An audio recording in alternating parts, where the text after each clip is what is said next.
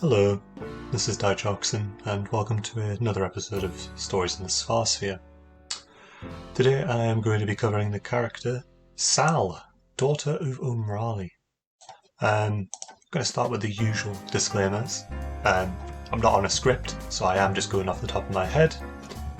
There might be some noises in the background.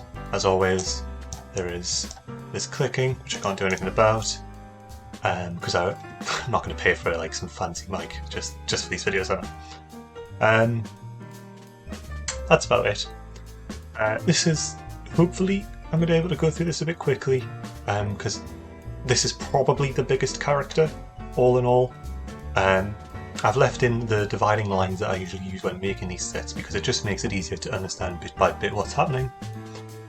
And that's it. Right, I suppose we start.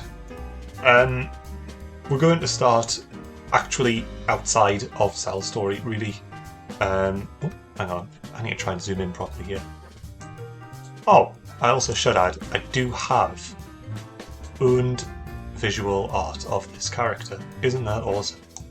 So throughout this, I'm going to just, sneakily slide in an image, which doesn't look out of place at all. I don't know how I can fit this in. I should have accounted for this. That'll do, won't it? There's Sal, isn't that great?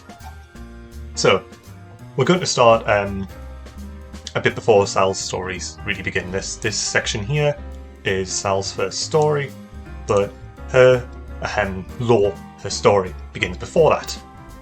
So we'll go over this summary over here, and then we will break that down. So her name is Sal, and her title is Daughter of Umrali. Although later on down the line she becomes the Angel of Future Days, and we'll see what happens. Female, I don't know why there's a colon there. Her story spans from her being 20 to 27, so she gets 7 years of story time. She is 7'6", which for her species, which is Gulicanis, a fictional species that I have just made up from scratch. She is around middle height. The Gulicanis species is usually either between 7 foot and 8 foot, around about, so perfectly middling there. The faction, if you want to say she belongs to a faction, she belongs to Umrali, but really she doesn't belong to a faction. She's kind of doing her own thing. Her occupation is a courier and an assassin, at least originally. Again, we'll get into that in just a second. Her home is obviously Umrali. Umrali is the homeland of all Gulicani, which is the plural of Gulicanis. They all come from that place. There's only Gulicani there. That's the only dominant species. And her family are her two parents, which is Mal, the priest of Umrali, and Usur, who is the priestess Umrali. So, Mal and Usur will get their own video eventually. They are still very important characters, but the brief description is basically Mal and Usur are demigods, if you will. They're like undying Gulicani that were sent by the Gulicani's religion to unify the entire species, which they did a good job of, and then for millennia the Gulicani lived in perfect harmony and expanded towards shared goals. So these two characters, the priest and priestess of Umrali, you could probably best associate this to the king and queen in modern language, but they say priest instead. And they're the two, halves of rulers. One, Mal, is an incarnation of war, and Usur is an incarnation of magic. So they sort of serve two halves, and they are the rulers of Umrali, and have been since as long as history goes back. And eventually they have a daughter, which is Sal here. Now, unlike her parents, Sal doesn't have any, unique abilities. At least not that we know of at first. As far as everyone's concerned, she is entirely unimportant. Let's just say, not quite the right word, but she's entirely unimportant. She is just a regular Gulicanis, despite the fact that her parents are immortal demigods. She ends up getting trained by her father as a courier and then later an assassin. With the Gudikana being so unified, assassin is just an approximation of her role, and it's why more often than not she was a courier. Every so often, you know, not everyone is always 100% going to agree to a vision. And if anyone starts trying to cause problems, she's almost like a silent peacekeeper that would you know, very effectively solve the problem, shall we say, before it expands, you know, any further. And Courier was just, you know, she's a courier. She was trained by her father to be very agile, to be very quick, and to deliver messages without anyone knowing. Very discreet. And there's a whole thing about how Mal and Usa disagree on how Sal should be raised, and back and forth. But that's not important right now. What's important right now is Sal's actual beginning, her first screen appearance, if you will. So I don't remember what... Oh, Daughter of the Priests, obviously. The story is named Daughter of the Priests, if you remember from episode 2. And it starts with the prologue here, which is where she's in Umrali. This is the only time that we actually see her in Umrali. And she is initially on a mission to deliver a message, a very important one for her father as a courier. And she ends up getting attacked while traversing rooftops by a gang of people who clearly aren't quite so happy with the way things are. I should actually mention, Sal was born right before a plague started in Umrali called the Red Famine, which is half... the Red Famine is half, well, the famine part, which is all crops dying, and half the red part, which is everyone getting very ill and subsequently dying from severe nosebleeds, alongside a variety of other illnesses. But that is probably the most important one. So, when Sal is born, things are high for the first few years of her life, you know, before she'll actually really remember anything. Because, you know, finally the two leaders have had a child. That's amazing. And then, for basically the whole life that she actually remembers, things are absolutely terrible and awful. Because the Red Famine has begun destabilising this millennia of peace. These millennias of peace, even. So, anyway, Sal, going across the rooftops, you know, atmospheric, rainy weather, so the rooftops are a bit slick, and she's fighting for her life as she's going along. And she's doing well for herself, of course. She's a trained assassin. She's, you know, one of the best fighters in Umrali, which isn't saying much, but still. And eventually she's in this final duel where she ends up spacing out and getting a nosebleed. Oh god, it's almost like I just mentioned the nosebleed illness, yeah? Ends up spacing out, getting a terrible nosebleed, and her guard lowers because of that. And she ends up getting stabbed right in the gut. She ends up losing her footing after that, you know, it hurts. A bit hard to focus at that point. And she falls off of the roofs and towards the ground below, several stories down. Except she doesn't hit the ground. Sal doesn't hit the ground and die. She disappears. Which, in Umrali, starts the actual civil war, which Sal never even knows happens, but it starts a civil war. But for Sal, she ends up time traveling, maybe is the right way to put it. It's a bit complicated. I have a little timeline down here, which I'll get to in a second. But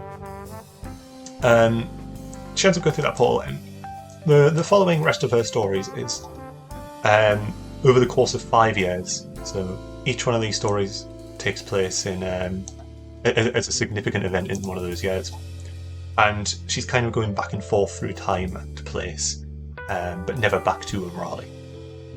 So Rude Awakening takes place very quickly after the prologue, where she finds herself waking up in the New Age Kingdom part of the third slice, or the third dimension, or the sci-fi set.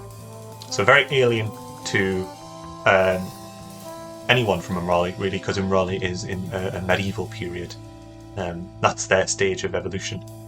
So being in this suddenly sci-fi setting, it's very off-putting for Sal.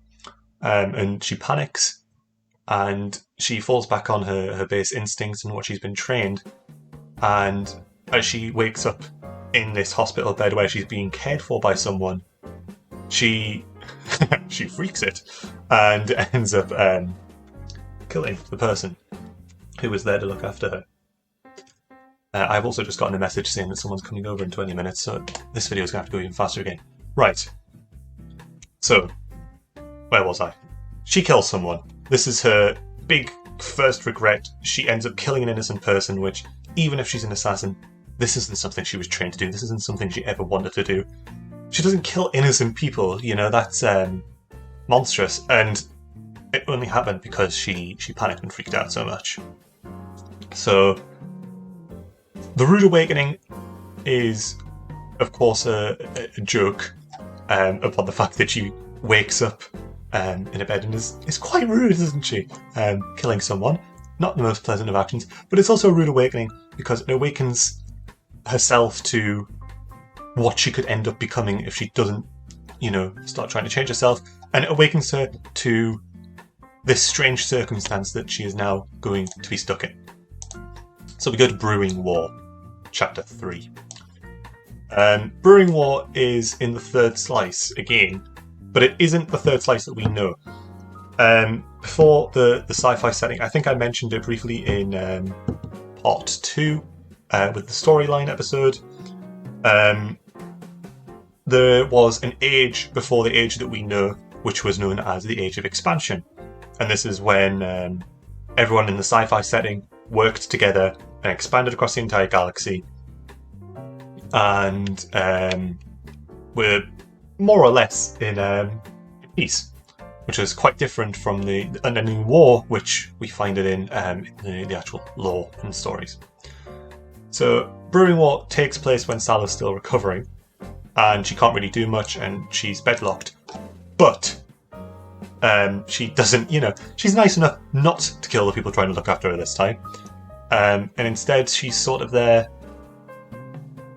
and it's almost a mirror of what's going on in her homeland, even though she doesn't know it. It's almost a mirror of that, because she's listening to this news and she's watching this information on the television in the ward, and she's listening to the people talking as they go back and forth, and she's very quickly realising that, you know, back home, the people, what they're saying is something that she would have to kill them over in order to maintain peace. And she can very quickly tell that this age of peace that everyone's in is very quickly coming to a close. There is a brewing war as the age of expansion is coming to a close and about to move on into the age of the broken cycle, which is what we find the majority of the stories in. And again, this is just another part of her realising that she needs to make a change, and then she needs to try and find a path in life that's still able to use her skills, but isn't so destructive. Which is fitting, because we now meet Thuruthenk in Between the Cracks, or she meets Thuruthenk. Thuruthenk, again, mentioned briefly in part 2. I'm going to be mentioning back to part 2 a lot, because part 2 was the hour-long episode that had everything in it, really. Thuruthenk is essentially a trickster god, species known as a jester. And Thuruthenk, upon seeing Sal's weakness, both mentally and physically, pulls her into somewhere. Who knows where, really. It's Between the Cracks. I will let you in a secret little tip. It's actually Umrali, but not quite Umrali. It's like the cracks of Umrali, but it's kind of irrelevant. The only thing that's important is that she meets Thuruthenk, and this begins a sort of rivalry between them, as she quickly realises that he's trying to manipulate her, and that she was so very close to going down that vulnerable path, that she was even, personally selected by a god of chaos. So this starts a rivalry, that's more of a Cold War rivalry for a long time, but there is a rivalry here now where she sees through Think and how chaotic he is and what that path leads to, and she goes, I want to be the exact opposite. I don't want any of this. So we get to Loss of Self,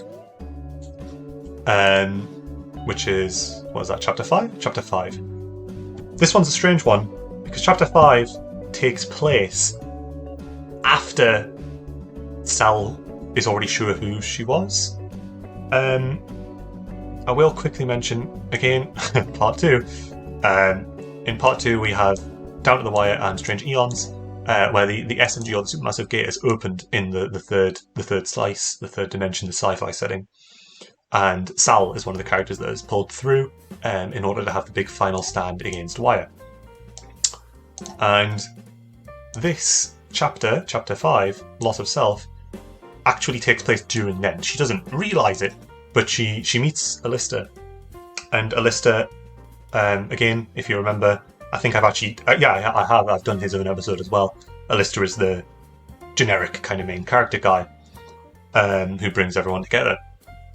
She meets Alista and she's talking with Alista, and she's trying to keep it quiet about the fact that she has no idea who this person is, despite the fact that he knows who she is. And she's just trying to learn about, what is about to happen in her future. And she's realising now that she has sort of a destiny ahead of her, if you will. She has a fate, clearly, of this person who respects her, and this person who is telling her about, the next mission that they're due to go on, which she's not actually even part of. And I have a phone call. Hang on one sec. Right, so if there was an awkward cut there, I'm really hoping I bothered to cut that out, because I don't want to be that lazy. If there was an awkward cut there, I got a phone call from the same person telling me that I need to hurry up. So, Future Found. Future Found is where Sal finally questions absolutely everything she knows about herself.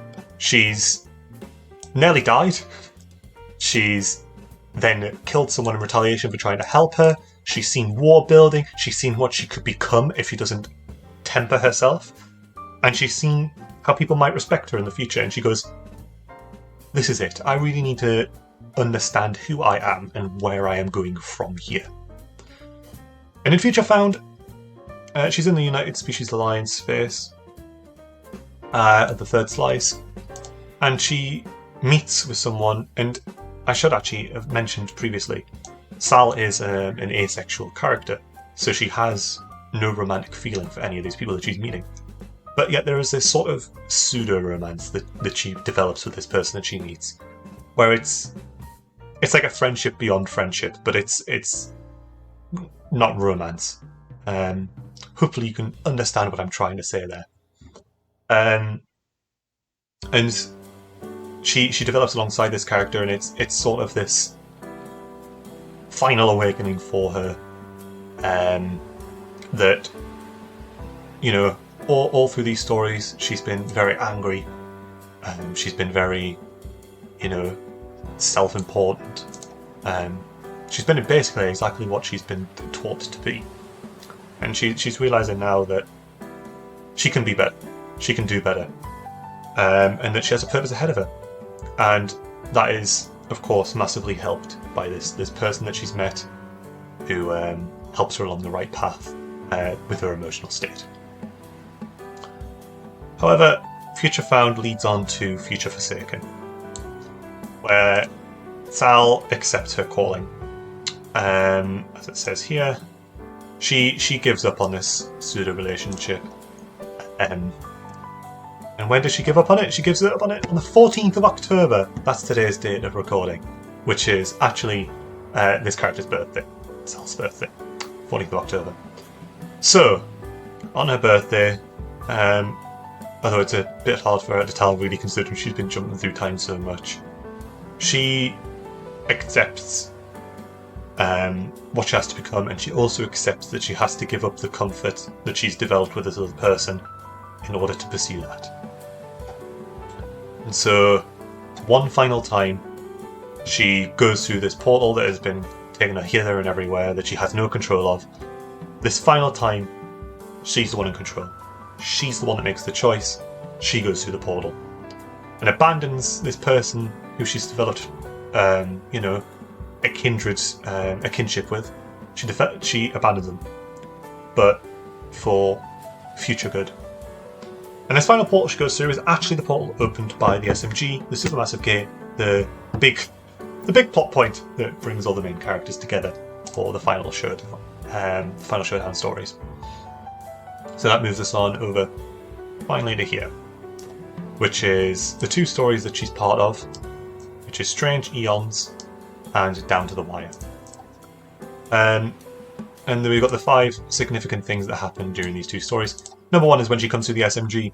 She has a reunion with her father again, because her father is another character that gets pulled through the SMG. And obviously her father's not seen her in 5 years. Now her father is a sociopathic tyrant, so he doesn't, it's not exactly a arms wrapped around moment. And Sal has become quite stoic, so additionally, not from her either. It's more of a mutual respect kind of moment where they see each other and what they've become, with Mal having killed Usur after the Civil War, and Sal having found her own self with that training that Mal had given her. They sort of find this mutual ground with each other of respect. She's also reunited, quote unquote, with Thuruthenk, who also comes to the portal, who she recognises but doesn't quite know the significance of. And again, Thuruthenk surely is going to get his own video as well, because there is like the surface level story. I'm going to have a quick drink of water, just 1 second here.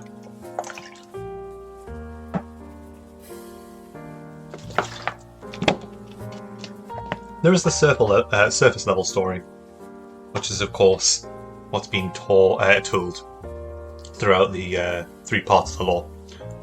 But there's also a sort of conspiracy background story going on. Thuruthenk and, as we'll see eventually, Sal and a couple of other characters are very instrumental in that. So she has a reunion with Thuruthenk, quote unquote, and they both recognise each other. But they don't really say anything about it, and at this moment she doesn't realise how significant their rivalry is going to end up being. Pete. See, I wrote repeat and I'm not actually quite sure what that means. Hang on, give me 1 second. I'm trying to think about what repeat could even mean in this scenario. This was the worst note I've ever written. Repeat doesn't exist. We'll ignore repeat. Oh, there it goes. She also further develops as a character. Well, not just a character, but she further develops exactly knowing what her purpose is now, which is to fight against Wire and try and defeat it, because she can see that Wire is becoming a chaotic force again, and as established, she wants to be like an anti-chaos force for good. She wants to be a force of order. But it also further develops her powers, as she is gradually going from just being a average Ghoulie Carnus to a Ghoulie Carnus that is travelling through space and time, to now being able to actually control those portals, and, well, her abilities as an assassin go up tenfold when she can just teleport around the battlefield, So there's the further development there as she becomes a very significant, deadly force. And as I said, she finds her true purpose, which is to defeat Wire. But she also begins discovering that maybe she has an additional, truer purpose. She starts getting these sort of visions as her travelling gets better. She starts sort of feeling this pull towards the ethereal. And she starts to realise that she has a greater meaning, even beyond just defeating Wire.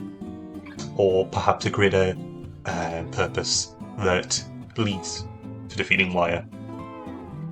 And this eventually leads to a sacrifice. I haven't really been mentioning it much, but occasionally Sal will be suffering from red famine repeatedly over and over again, which is something that was kept at bay with all the jumping around through portals, which is a reason I'll bring up in the reason that works. I'll bring up in the Theory of Thanks episode, because he's behind that as part of the deeper conspiracy again. But finally, now that she's in the third dimension and she's so close to Theory of Think all the time, that illness very quickly begins catching up with her, like it would any other Gulikanis. Her nosebleeds get worse, and her symptoms worsen. And it only affects Gulikanis, so no one else gets ill, and not even her father gets ill because he's that demigod type of Gulikanis that just doesn't care. But eventually she knows that she's going to die, regardless of what happens. So she gives a final sacrifice to initiate something in the conglomerate base to do with the SMG, which is in hopes to try and tear a hole open in Strange Eons into a Bructum, which is where the main characters can meet what is essentially the god of this universe, although he is called a lord instead. And that works, but it also works at the cost of her life, whether she dies from her nosebleed or whether she dies from the wire itself closing in on her. Whatever it is, she dies at the end of part 1. Now, of course, I have not finished this page at all. Can I get rid of that? There it is. Now we're going to move on to how the timeline works, because Sal, as I was saying, has a truer purpose even than this. Hang on, we're going to get another image up because we've moved down a bit. Oh wow, isn't this one very pretty? What a nice gaze, right? She can watch you while we carry on. So here is the way the Sal timeline works, and don't worry, it looks sloppy. That's because I'm not good at it, but I will explain to the best of my ability. So the first line here, before... Oh, hang on, I have the wrong thing equipped. The first line here, before it cuts off the first time, that is just Sal regularly going along. It's a linear timeline, and that is from when she's born all the way up to when she's stabbed on the roof. And when she's stabbed on the roof, we get our first separation, and we get this green section. And this green section is her going, you can follow along the line here.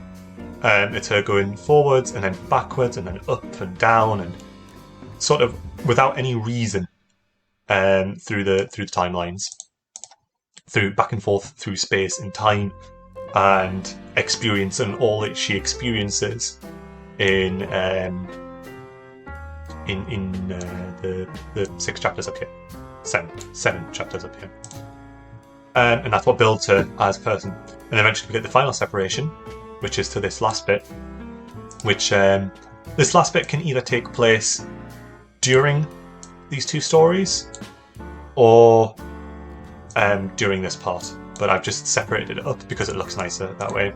And then these blue lines are at some point where Sal dies or fails or so on and so forth, and then loops right back to the beginning again. And this is what makes Sal such a significant character, because she never actually truly dies. She dies, yes, physically in that timeline, but then she loops back to the beginning to start another timeline, and she doesn't remember it until she dies again. And all of these consciousnesses of... consciousnesses is a word. All these consciousnesses of Sal are stacking up and stacking up and stacking up, and every time she dies, although a part of her goes back to re-begin the cycle and she experiences different things in the middle here, there is also a majority of her that remembers all that experience and sort of stays in the aether, or that, stays in the cloud, if you will. The aether's not like a real dimension or anything. It stays in the cloud, if you will. And that is remembered by Sal over and over and over again, and it's this constant building of knowledge as she loops over and over that helps her gradually piece down how she can defeat Wire and save the universe. So part of this cycle, of course, is ensuring that it cleanly repeats in a way that she can remember everything as well. So although that small part of her, as she dies doing the sacrifice here, that small part of her goes back and initiates another loop. The majority of her moves on to Caetus Caius, which is the one place that remains after Wire devours everything. Caetus Caius is the only place that survives because of its magical, its natural magical jargon. I will just say jargon. Right, sorry, I thought that was someone showing up. Right, so we move on to the Caetus Caius storyline, specifically part 2 of it here. Let's get the last image that I have ready of Sal, just to pretty up the area. Where is my stickers? Wonderful. There it is. Even got a transparent background this time. I'm spoiling everyone, really. So this is part 2 of the storyline. Again, storyline episode episode 2 is quite important to this character, to be honest, to fully understand the scope of how long stuff is happening here.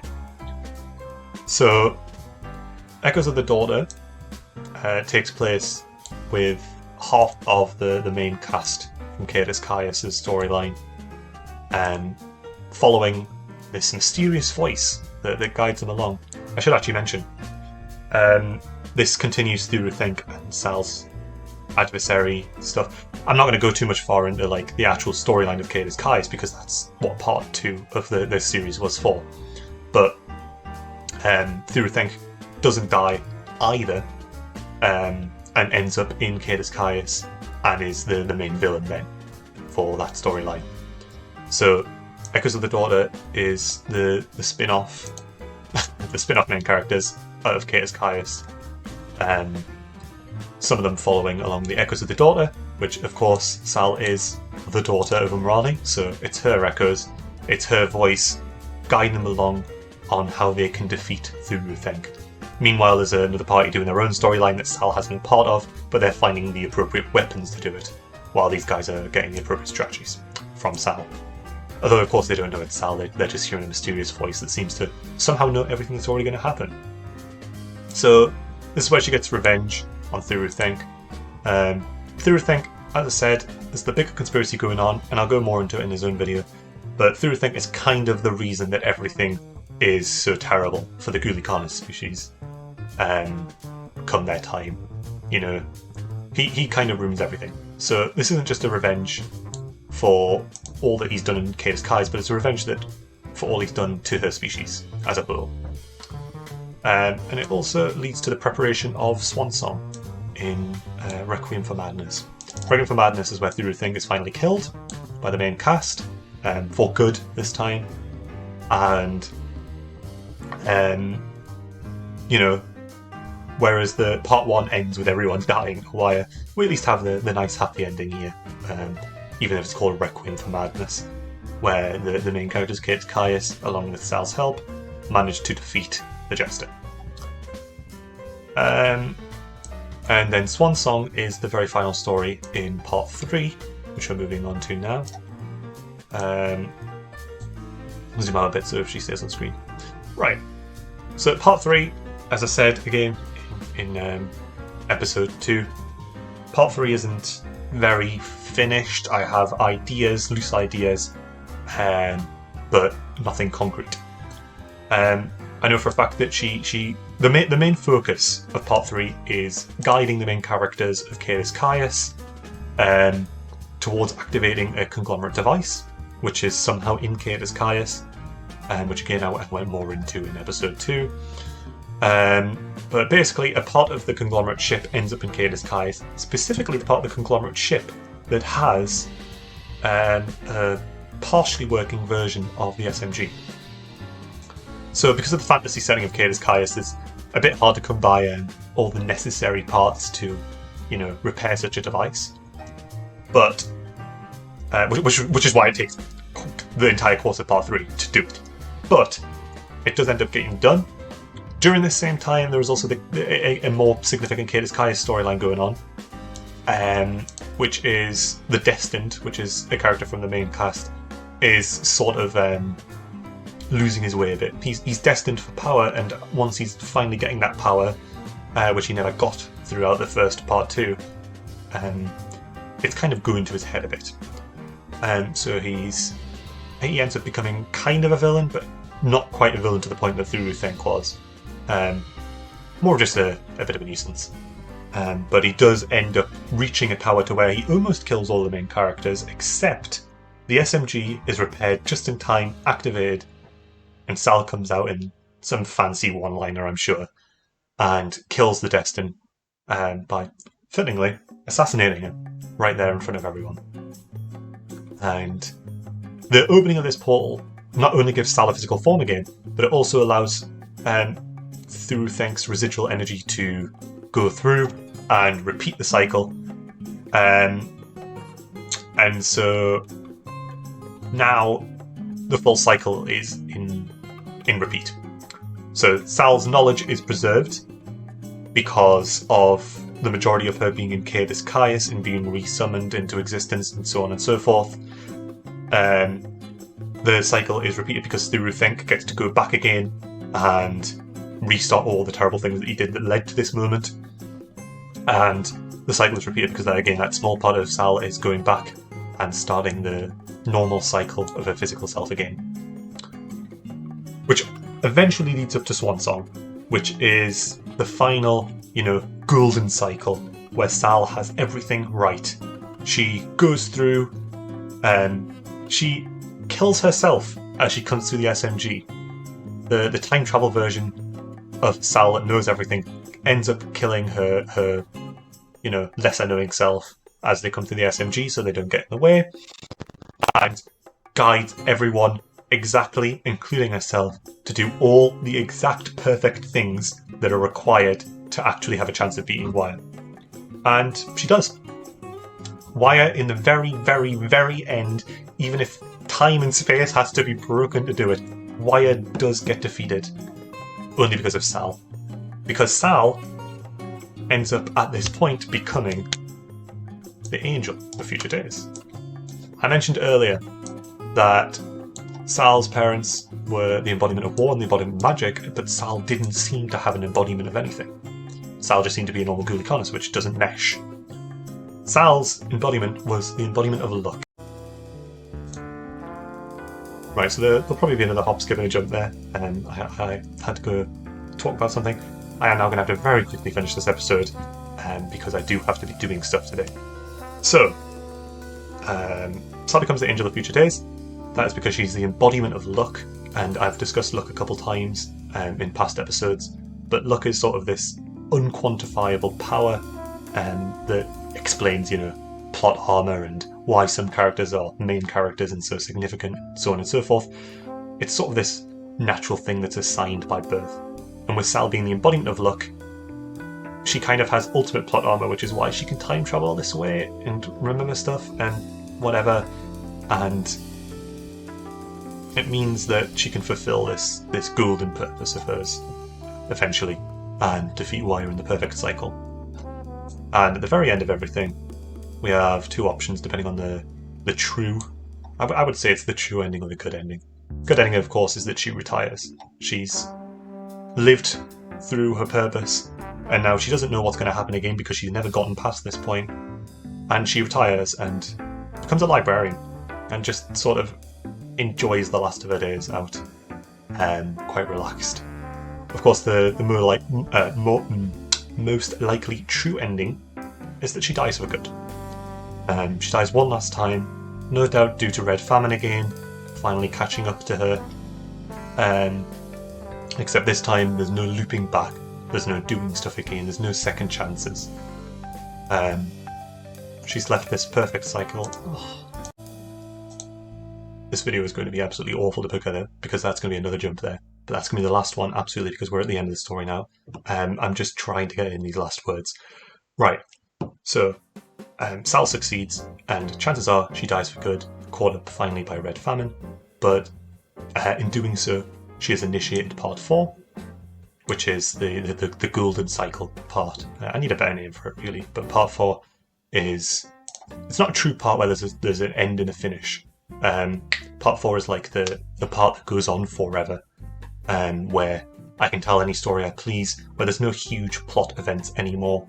It's just the third dimension, now safe and surviving, and anything that follows on with any characters that I feel like talking about or telling stories about. And it's the ending, you know, it's the ending of endings.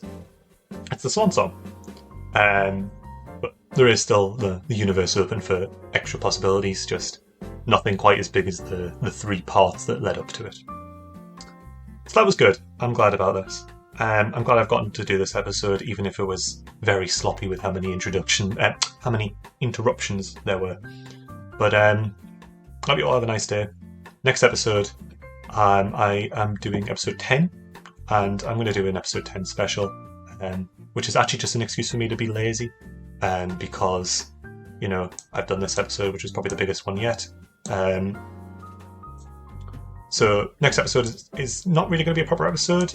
It's more going to be going over little secrets and Easter eggs and whatever, in character names and purposes and inspirations and whatever. So if that sounds interesting, you know, hopefully you'll enjoy that video. I think the dog's barking as well now. If you're not bothered, then you're not bothered. It's not an important video, it's just a video for fun. So I hope you all enjoy this video, and I'll see you all next time.